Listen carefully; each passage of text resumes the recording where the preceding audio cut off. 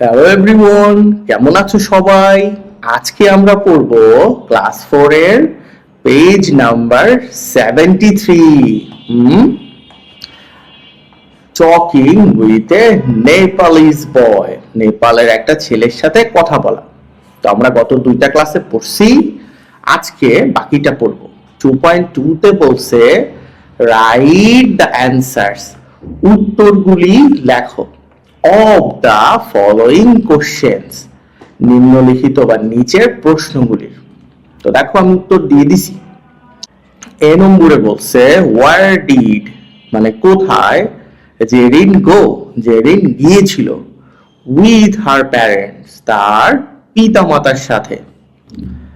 কোথায় গিয়েছিল? নেপাল। এটাকে সুন্দর করে সাজিয়ে লিখছি জেরিন ওয়েন্ট টু নেপাল, জেরিন নেপাল গিয়েছিল উইথ হার প্যারেন্টস তার বাবা মায়ের সাথে। বি নম্বরে বলা হয়েছে what is the highest mountain. Highest মানে সবচেয়ে উঁচু, তাহলে সবচেয়ে উঁচু মাউন্টেন মানে পাহাড়, পাহাড় কোনটা?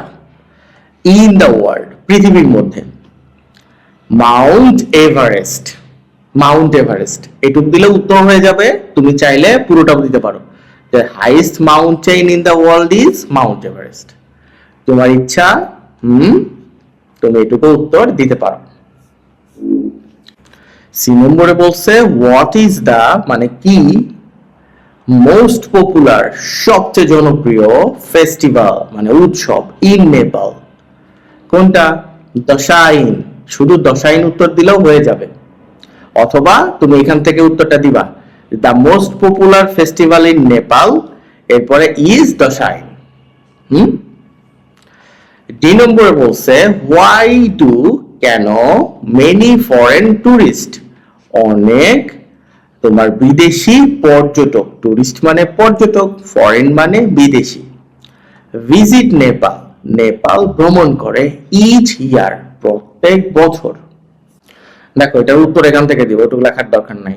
টু সি মানে দেখতে, Mount Everest, Mount Everest and enjoy এবং উপভোগ করতে ইটস ন্যাচারাল বিউটি, ইহার প্রাকৃতিক সৌন্দর্য। ই নম্বরে বলছে ইফ ইউ হ্যাড যদি তোমার থাকে এই চান্স একটা সুযোগ টু ভিজিট নেপাল নেপাল ভ্রমণ করতে, হোয়াট অ্যাক্টিভিটিস কোন কার্যক্রম উড ইউ লাভ তুমি পছন্দ করবা টু ডু করতে।